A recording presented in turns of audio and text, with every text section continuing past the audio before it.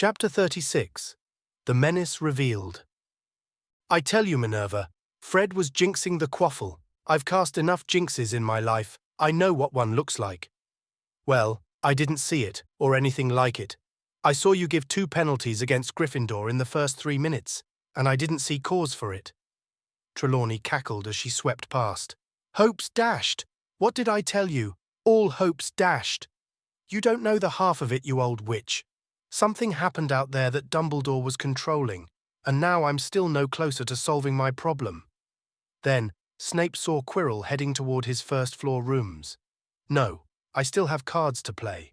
If I can't go after the spellcaster, I'll go after Quirrell. That'll be something Dumbledore can't interfere with. Quirinus! Quirrell looked around. Did you want to talk to me, Severus? Did you enjoy the game? You've become quite a Gryffindor fan. I saw you at the November game as well. Don't remember your being so keen on Quidditch last year. I thought the excitement would do you a world of good, yes, I know. Or maybe you're just curious about Gryffindor's new seeker. Severus, I don't think... Time you did. You and I are going to talk, now, but not here. Meet me in the forest, just behind the willow, in about 15 minutes. In a spot where no listening spells will work properly, not even the ones I invented myself. Snape went first to his rooms to slip on a heavy hooded cloak, partly because it had gotten quite cold, and partly to minimize notice. Enough people walked around in the warmer cloaks during the winter that few would pause to question another one.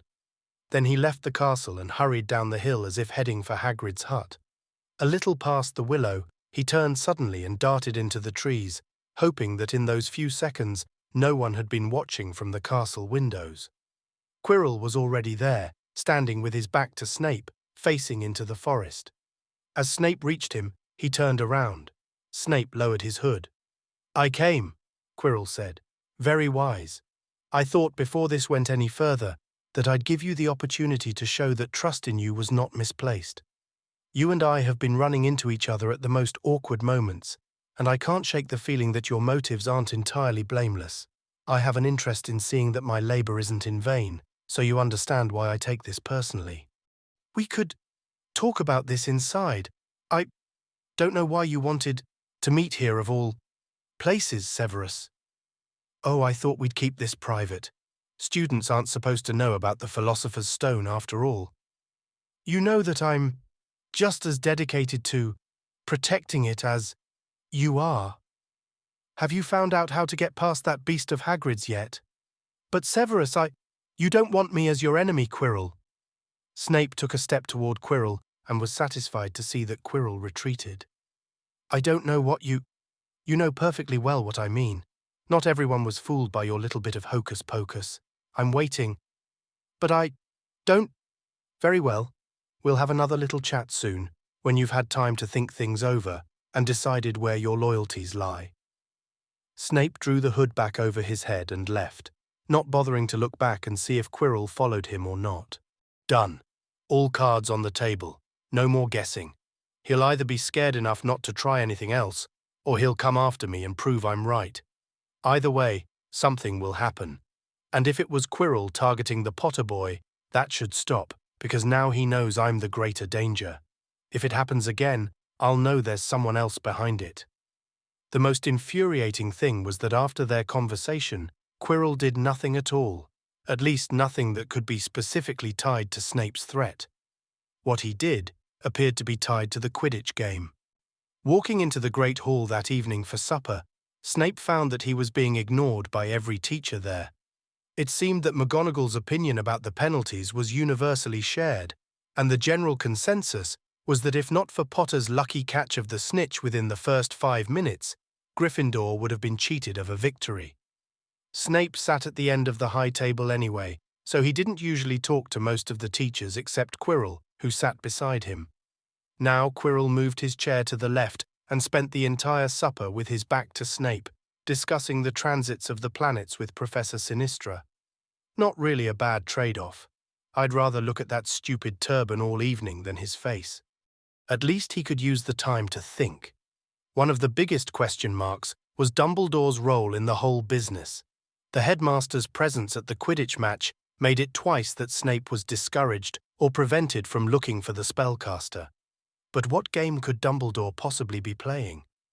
Suddenly, without warning, Snape began to shut down. Doors closed and locked, thoughts sank into hiding below the level of consciousness, while other decoy thoughts swam to the surface, and Snape found himself remembering the first time he'd been jumped by James Potter and Sirius Black. He looked quickly around the hall and glanced down the teacher's table. No one was watching him, no one attempting to establish eye contact, and yet, someone is trying to read me, someone here in the hall. Snape let the decoy thoughts float freely in his brain, trusting to instinct to keep him safe, while he began slowly reviewing the face of every student in the hall.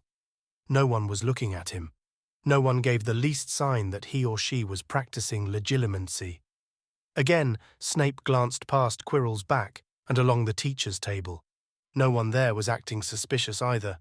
An animagus? A mouse in the corner? A bat or bird in the rafters? His appetite now completely gone, Snape rose and quietly left the hall. No one appeared to notice, probably assuming that it had to do with the afternoon's Quidditch game. Back in his office, Snape sat alone in the dark room for several hours. He now had more evidence that a powerful wizard was in Hogwarts, but this evidence was even harder to prove. The first time, everyone at the game had seen that Potter's broom was being jinxed. The second time, Filch was a witness to the night prowler in the library. This time there was no evidence outside Snape's own head. Can I go to Dumbledore with this? Will he believe me? Will he tell me if he does? He realized with a start that he was absent-mindedly rubbing his left forearm. Turning the lights on in the room, Snape stared for a moment at the arm, then rolled up the left sleeves of his robe and the gown underneath. The mark of the skull with the serpent issuing from its mouth was faint but clear. Is it my imagination or is it itching? And maybe just a touch darker and clearer. It isn't definite enough for proof.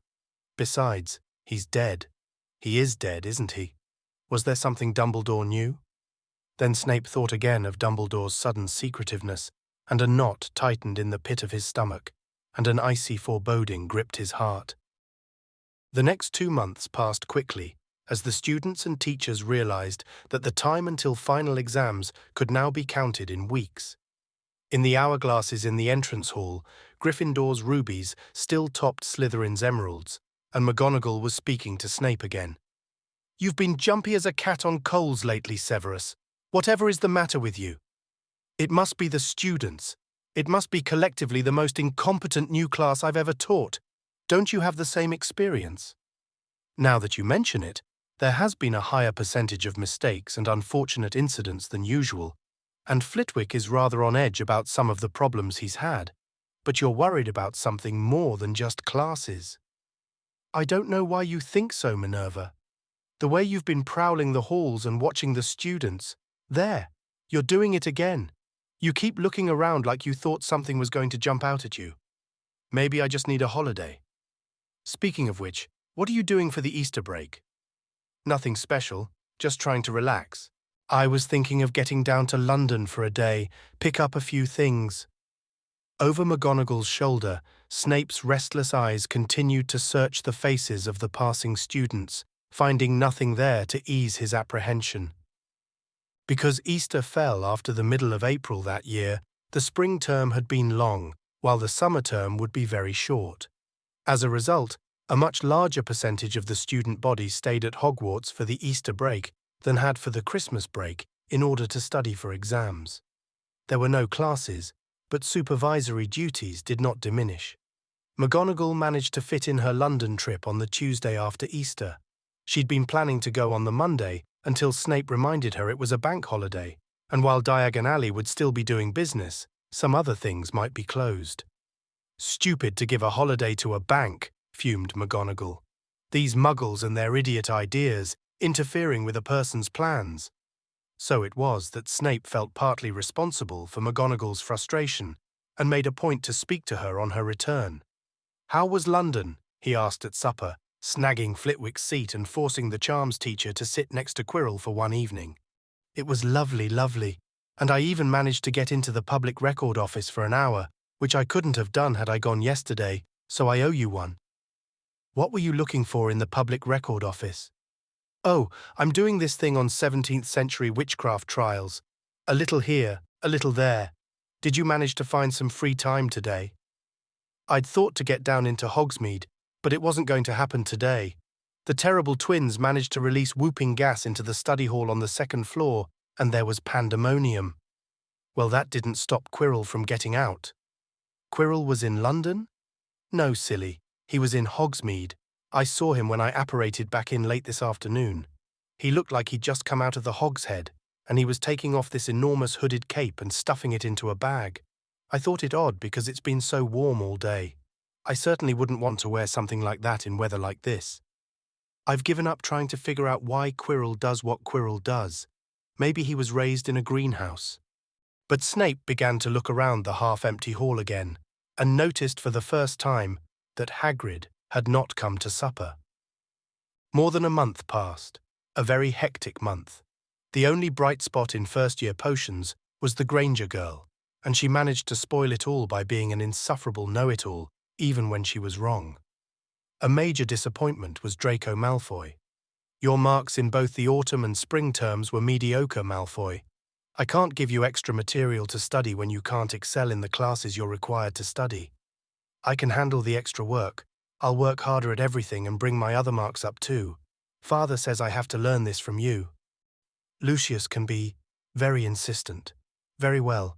I am going to give you a description of the formation and dispersing of sound waves and of various important frequencies. I want you to learn them and be able to explain them to me in words other than the ones I've given you. What do I need to learn this for? It's just a bunch of numbers. That bunch of numbers can help you invent spells that will prevent anyone from overhearing what you're saying, let you listen into a conversation on the other side of a Quidditch pitch, or allow you to walk silently over autumn leaves. But if you don't know the numbers, you haven't got a prayer of inventing the spells. Physics first, magic second. Malfoy looked at the list as if it were the mythical crock of gold. I can do all that? I'll learn this so fast. You won't be disappointed in me, sir. And there'll be snow fights in hell when you come back to me knowing everything on that list. Oh, Draco. You haven't stuck to anything for longer than 2 days since you got here. Where do you get it from? Neither of your parents was like that. At the end of May, Draco Malfoy was brought to Snape for reasons much less admirable than studying the physics of sound waves. It was a Saturday night, and Snape was up reading well past 11, since he didn't have night patrol and didn't have to get up early the next day to prepare for classes. It was a murder mystery that he'd never read before, and he was deeply involved in the identity of the corpse ploughed up in a field, and whether it was the missing wife of the Potter-turned-monk when there was an emphatic knock on his office door. Crossing through the office, Snape opened the door on an infuriated Professor McGonagall and an embarrassed but defiant Draco Malfoy. McGonagall was clearly already dressed for bed. "Professor, do come in." Snape gestured to a chair next to his desk. "Sit down, please. Has Malfoy been causing you trouble?" "This young man has been wandering the corridors in the middle of the night, up on the top floor near the astronomy tower, and he has tried to fob me off with a story about Gryffindor students and a dragon. But it's true, Professor. They're getting rid of it." "That will do, Malfoy. We haven't gotten to you yet. Now, Professor McGonagall, you apprehended Malfoy on the 7th floor near the tower." "Not 10 minutes ago. I've deducted 20 points from Slytherin for his offence and cheek." Snape was taken aback by the severity of the penalty, but could not argue about another teacher's authority in front of a student. "Now what have you to say for yourself, Malfoy?" "They've got a dragon. Hagrid got it over Easter break and it hatched, but it keeps getting bigger, so they have to send it away before it burns his hut down, and someone's coming tonight to take it from the astronomy tower. You've got to catch them." "You see, Professor Snape, it's a concoction of lies. Where would Hagrid get a dragon? He didn't leave Hogwarts the entire break, and how could no one notice a dragon down there since Easter? And you cannot just fly in and out of Hogwarts. We have shields, defences, that would have to be turned off." "But I saw it. I saw it with my own eyes, in Hagrid's hut." Snape shook his head. "First, Malfoy, nothing gives you the right to be out in the corridors after curfew. If you thought something untoward was happening, you should have come to me or another teacher. Second, you may not talk to a teacher in a disrespectful way, and you must apologize to Professor McGonagall. And then you must go directly to the dormitories and go to bed. Your housemates won't be happy to learn tomorrow that you've lost them 20 badly needed points." A resentful Malfoy apologized and left. Then Snape turned to McGonagall. 20 points, Minerva? Isn't that a bit steep? We dole them out in 1s and 5s and 10s. To lose 20 at a shot. I'm sorry, Severus, but I've said what I've said. To be out and about, and then that ridiculous story and his defiance. 20 points. Snape escorted McGonagall back to the entrance hall, where Slytherin's emeralds had already been removed from the hourglass. "I certainly hope the rest of your night is peaceful, Minerva. I'm just glad I'm not on duty tonight." But McGonagall was to have no rest. At that moment, Filch appeared on one of the staircases. "Professors," he called, "there are students out of bed." "We know, Filch," Snape called back. "One of mine. We've already got him." "Not him, Professor Snape. Them.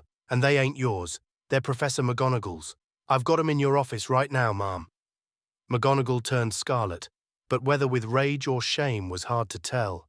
A brisk, "Good night, Professor," and she was hurrying up the stairs after Filch. I wouldn't want to be those students for all the tea in China. Not tonight. Not after what just happened with Malfoy. The next morning on his way to breakfast, Snape saw a crowd of students looking at the hourglasses, rejoicing at Slytherin's loss, probably. He started to move past them, then saw the points and stopped dead. Slytherin was once more in first place. Gryffindor was last. Gryffindor had, overnight, lost 150 points. Snape went quickly into the hall, where a stony McGonagall was already eating breakfast. He slipped behind her and crouched down, so his presence wasn't obvious. "Minerva, 150. There were 3 of them, 50 each. McGonagall turned to face him. "Severus, how could I punish your house yesterday, then not punish my own for a worse offence? They were actually up in the tower. Malfoy was only in the corridor." Who was it? Potter, Granger, and Longbottom. And Longbottom had the same silly story about a dragon. Just then, a great bulk moved in behind Snape. "You ought not to be down there, Professor. I might have stepped on you." Snape rose and started towards his own seat, but Hagrid touched his elbow and pulled up an extra chair. "To tell the truth, I'd not mind having a chat with you. Somewhat's come up. Love to be of help, but why me? It's a dark sort of thing, needing a darkish sort of viewpoint. No offence meant." "None taken, Hagrid. But Quirrell is the defence against—" "Pshaw, Quirrell don't know his behind. Begging your pardon, ma'am, but Quirrell don't know half what you knew at 13. Realising this might take time, Snape started putting eggs and sausages on a plate. "I'm all ears, Hagrid. I only hope I can help. With whatever it is. There's a unicorn died in the forest this last Wednesday." As both professors turned horrified faces to him, Hagrid continued, "I don't know how it happened, but it had been bleeding from the neck." "Have you spoken to Kettleburn?" Snape asked. "This ain't a matter of care, Professor. It's a matter of killing. I think something was drinking the blood. Adult or juvenile? Adult male. There's nothing that preys on adult unicorns. It has to be human." "I knew you'd have the answer right at your fingertips. But who'd it be?" "I don't know. But I've been worried about there being someone unusual on the grounds for some months. Nothing solid, just strange coincidences. What will you do now?" "Wait, see if it happens again. Go looking for who did it. Professor McGonagall has a foursome looking at detention if you need eyes and ears." Hagrid brightened as McGonagall added, "And a fairly intelligent group they are too. They might actually be useful." 2 days later, Hagrid reported another wounded unicorn, and Malfoy, together with the 3 Gryffindors, was sent out to help him find the beast and help it if possible. The following morning at breakfast, Snape noticed that Potter, Granger, and Longbottom were acting as if he'd transformed into a devil with hooves, horns, and a pointed tail. "Hagrid, what happened last night? Did you find the injured unicorn?" "We did, sir, but it were already dead. Something was slithering around it, no offence intended, and it even drew the centaurs out. One of them was talking to Potter, but I don't have particulars." "Well, if it's just centaur talk, there's nothing to it. Still, it would be nice if they stopped looking at me like I was going to roast them over coals." But what could have been slithering around the unicorn? Snape was suddenly reminded of Quirrell's snake of the year before. It was testing week, and no one had anything to think about but exams, preparing them, taking them, proctoring them, and for the professors, another week of grading them. At the very end of the last exam, Snape watched the students stream out of his room, locked the exam papers in his office, and headed out toward the entrance. After so many hours cooped up, he wanted a bit of sunshine and a little stroll. As he crossed the entrance hall, Snape heard, among the babble of voices, a student say his name. Not sure if someone wished to speak to him, he paused, and then realized the sound came from the 3 Gryffindors in front of him: Potter, Granger, and Weasley. He moved toward them and caught something about the Ministry of Magic and Dumbledore turning up. Then the Granger girl saw him and gasped. "What are they plotting that my presence startles her like that?" "Good afternoon," Snape said. "There's that look again, as if I was going to turn them into something unnatural. You shouldn't be inside on a day like this." "We were," the Potter boy began but hesitated. What does he feel guilty about? "Hanging around like this, people will think you're up to something, and Gryffindor really can't afford to lose any more points, can it?" The boy flushed, but his face was still defiant. James's face. Then suddenly, Snape thought about McGonagall and the distress this obstinate child had caused her. "Be warned, Potter," he said quietly. "Any more nighttime wanderings, and I will personally make sure you are expelled. Good day to you." Without another word, Snape turned and left, no longer going outside, but heading to the staff room to find McGonagall. They were all in the staff room when Snape entered: McGonagall, Sprout, Flitwick, and Quirrell. "Thank goodness you're here, Severus," McGonagall said as he entered. "Something's happened. They know about the stone." "Who knows about the stone?" Snape tried to act surprised in front of Quirrell, not wanting Quirrell to suspect he'd already talked to Dumbledore. "The 3 Musketeers, Potter, Granger, and Weasley. They were looking for Professor Dumbledore to tell him that they think someone will try to steal the stone tonight. But Dumbledore's been called to London. The Ministry of Magic. The students knew that too." He glanced at Quirrell, who didn't meet his eyes. "Maybe they're right about stealing the stone. Maybe it is tonight. They volunteered this information? They practically screamed it at me in the entrance hall. How many other people heard them then? It was just before the last classes let out. No one else was there." "Is it possible someone will try to get the stone?" Sprout asked. McGonagall thought for a moment. "It is a strange coincidence that they would think someone would on precisely the day Dumbledore leaves for London. He won't be back until tomorrow." "The students aren't going after it, else they wouldn't have run looking for teachers," Snape said. "If anyone is going to try, it would probably be tonight when the corridors are empty." Flitwick spoke up. "My office is on the 3rd floor too. I shall watch the door for the rest of the afternoon and early evening." "You need more time for your own work," said McGonagall.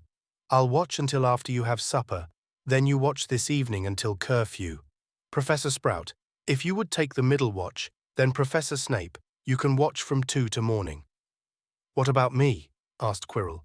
"You have patrol duty tonight. If we change the routine, whoever it is might get suspicious. You just keep to your rounds." Snape made no effort to hide his satisfaction at McGonagall's plans. He smiled sweetly at Quirrell as McGonagall left the staff room, then turned and walked out himself. The Granger girl was standing there looking nervous. "Is there something you need, Miss Granger?" Snape asked. "I was waiting to see Professor Flitwick," she stammered. "I wanted to ask him about my exam." "Professor Flitwick is right here. Let me get him for you." Snape went back into the staff room to tell Flitwick a student was outside, then left for his own rooms. He had the distinct impression, however, that Granger would rather have followed him than talk to her charms teacher. Snape couldn't sleep. He had the ominous feeling that the children were right, that tonight Quirrell would try to take the stone. As midnight crept nearer, he decided not to wait for the beginning of his own shift, but to go up and keep Sprout company. When he got there, the door to the dog's chamber was open, and Sprout was nowhere in sight. The moon was just 2 days from full, and its light flooded most of the corridor. A quick search, and Snape found Sprout on the landing of the stairs leading down to the 1st floor. She was sound asleep. "Pomona! Pomona! Are you all right?" It was clearly an enchantment, and Snape spoke a quick waking spell. As Sprout blinked and sneezed, he asked, "Who attacked you?" "I don't know," she replied. "What am I doing here?" "Someone's after the stone and knocked you out." He helped her to her feet and made sure she was steady. "You get Flitwick. I'm going downstairs after McGonagall. Don't go in until we join you. It could be dangerous." Leaving Sprout to wake Flitwick, Snape ran down to the first floor and banged on McGonagall's door. "It's happening," he said when she opened the door, and together they hurried back upstairs. Flitwick and Sprout were waiting. The four teachers edged near the door of Fluffy's chamber, and Snape felt a momentary twinge in his leg. "How do we get past the dog? Why didn't we bring Hagrid into this?" Fluffy was growling at them, and the trapdoor under him was open, but there were three things in the chamber that weren't supposed to be there: a small harp, a rudely carved wooden flute, and an invisibility cloak. The rush of anger that swept through Snape on seeing the cloak was almost uncontrollable, and he fought it down with an effort. James Potter's cloak. The cloak that helped change Snape's life irrevocably nearly 20 years before. Snape turned to McGonagall. "Your three musketeers are already here," he said, pointing to the cloak, and knew there was a note of bitterness in his own voice. "Music must calm the beast," said Flitwick. He picked up the flute and muttered a charm.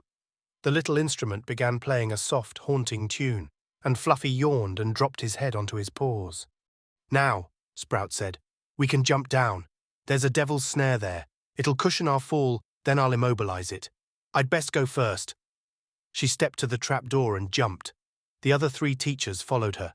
Each chamber was under the control of the teacher who'd created it. Sprout got them past the devil's snare with no problem. Flitwick didn't need the key to open the door on the other side of his charmed room. The four teachers advanced into the shadowy chess room. There in front of them was the Granger girl kneeling on the chessboard, trying to revive the Weasley boy, who appeared to be unconscious. "Hermione! Ronald!" cried McGonagall. "What happened here?" "Oh, Professor McGonagall, thank goodness you're here. Ron sacrificed himself to win the game so Harry and I could go through and stop." That was when Granger looked beyond McGonagall at the three other teachers and saw Snape. You're supposed to be—" "Pomona, stay here and see what you can do for Weasley," ordered McGonagall. "The rest of us need to find Potter." Leaving Professor Sprout with the children, McGonagall, Snape, and Flitwick hurried into the next chamber. An unconscious troll lay sprawled on the floor, and the door to the other side was easy to open. The next to last chamber was Snape's. I wonder which child solved the puzzle. Probably Granger. Must be the Muggle blood in her. No wizard brat could do it. Snape opened the door, and they ran through, McGonagall in the lead. There, kneeling beside the unconscious Potter, was Professor Dumbledore. "Ah," he said as the three teachers burst in. "There you are, and just in time too. Even if I had not gotten here, you would have been able to stop him. He has just left." "Who?" McGonagall started to say, then looked with the others past Dumbledore. Quirrell was lying on the floor in front of a tall mirror, his face and hands covered with third-degree burns, and blood seeping from the back of his head onto the stones beneath him. The cloth of the turban lay tossed to one side. "Lord Voldemort," answered Dumbledore, and Snape winced as pain shot from the mark on his arm up into his shoulder. It seems that Voldemort was inhabiting Quirrell's head all year and has been trying to get his hands on the stone since last August. He discovered how to get past Fluffy around Easter and has been awaiting an opportune moment ever since. "Can you help me get this young man to hospital?" The others attended to Potter, but Snape walked over to Quirrell, who was still moaning softly and obviously dying. Snape knew what it was like to have the Dark Lord probe his mind. It was one of the worst experiences of his life. Yet the horror of what Quirrell had lived through was something Snape could only guess at. To have the Dark Lord share every moment of every day, know every thought, control every action. Snape knelt and lifted Quirrell to a sitting position cradled against his left arm and began a low, chanted healing spell to ease the pain of the burns. Quirrell opened his eyes. "Severus, is that you? I don't—" "Shh, Quirinus, it's all right. He's gone. You're free." Quirrell shuddered and sighed, turning his face into the fabric of Snape's robe. "He suspects," he whispered. "You must be careful." There was a catch in his voice, and he seemed to gag. "I will," Snape assured him, and resumed his chant. Gradually, Quirrell relaxed, the pain fading from his eyes. A moment later, at the end, he sighed again and died in Snape's arms. Dumbledore came and knelt with them, laying a hand on Snape's shoulder. The fear that had slept for over 10 years was awake and growing once more. Snape looked into Dumbledore's eyes. "What do we do now?" he asked.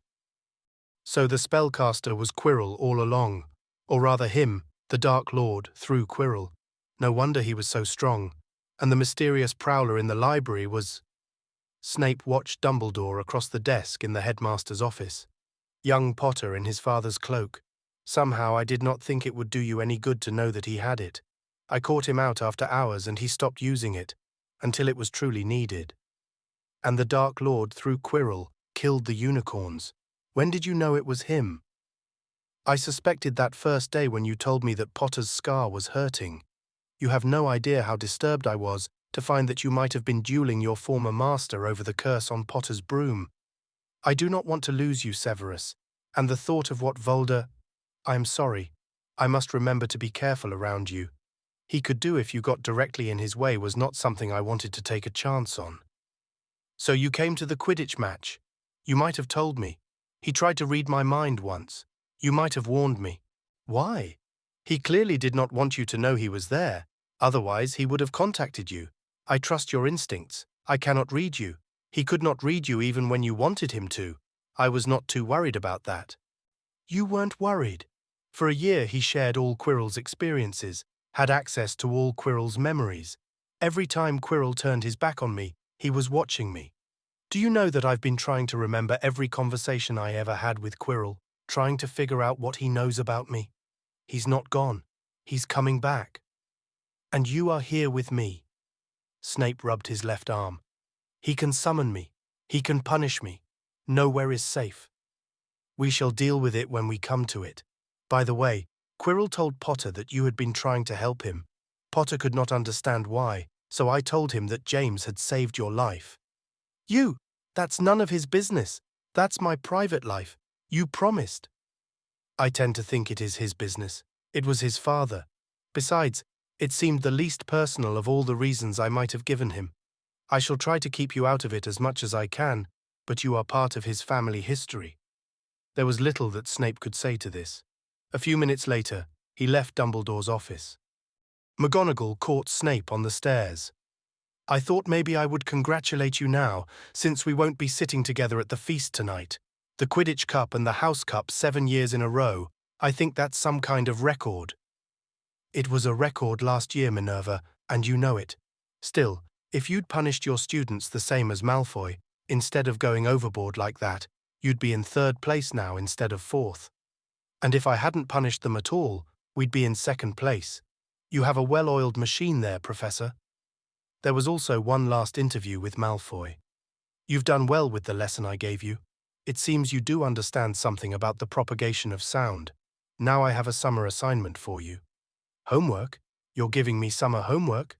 Your enthusiasm seems to have waned. If you don't want to do it, no, I'll do it. What do I have to do? Design a spell that will permit you to talk unheard in a crowded room. Use the information about sound and see what you can come up with. That sounds really useful. Is it one you've already done? It is, and your father knows it too, because I invented it for him and your mother. I shall find out if you learn about it from him. I'll get it done for you. I'll work on it all summer. You won't be disappointed. We'll see about that, Draco. We'll see if the passion is really yours, or if it's just Lucius living through you. The great hall was resplendent that evening with green and silver, and a banner with the Slytherin serpent was displayed behind the high table. The hall was already crowded when Snape entered and made his way to his seat. He tried to conjure up the same feeling of pride in his house that he'd felt in previous years, but somehow this year was not joyful. First and foremost was the dread that lodged permanently in his heart, knowing that the Dark Lord was back and had intimate knowledge of Snape's place at Hogwarts. He'd never released a former servant and never let a fault go unpunished. As long as his disembodied presence existed, there would be the danger of his return. When the Dark Lord returned, Snape knew that his own name would be at the top of the list for destruction. The second reason was less in magnitude, but perhaps greater emotionally. For the first time, Snape truly saw the depth of resentment felt against him and against Slytherin for their long years of winning, and realized that the students of other houses, even some of the staff, suspected him of favoring his own house to keep it on top. Snape had no way to defend himself against the rumor, and he understood that every victory in the future would be a hollow one. It was odd sitting at the end of the table without Quirrell beside him. No one moved to take Quirrell's place, though whether out of respect for the dead or to isolate Snape was anybody's guess. Everyone, absolutely everyone, was in the hall when the Potter boy appeared at the door. Did he do that on purpose? It would be so like his father to stage his entrance for maximum effect. Students in the hall were climbing onto benches to see him better as he made his way to the Gryffindor table to sit with Granger and Weasley. Then Dumbledore arrived, and the hall settled down to listen to his end-of-year speech. It was the usual stuff. When he reached the announcement of points for the House Cup, the Slytherin table erupted in cheers, but Snape was more sensitive than ever before to the silence of the rest of the hall.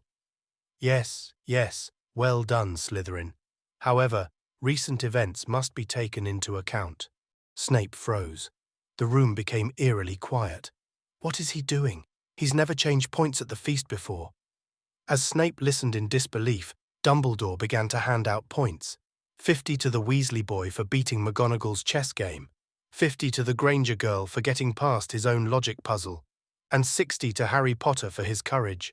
Not one negative point for the rules they'd broken. Gryffindor and Slytherin were tied. The suspense in the hall was palpable. As long as you decided to take the cup away from us anyway, you might have the kindness to do it quickly instead of dragging it out like this. I never suspected you of being sadistic before, but now… Dumbledore was still talking. There are all kinds of courage. It takes a great deal of bravery to stand up to our enemies, but just as much to stand up to our friends. I therefore award 10 points to Mr. Neville Longbottom. The hall exploded as everyone but Slytherin began to cheer.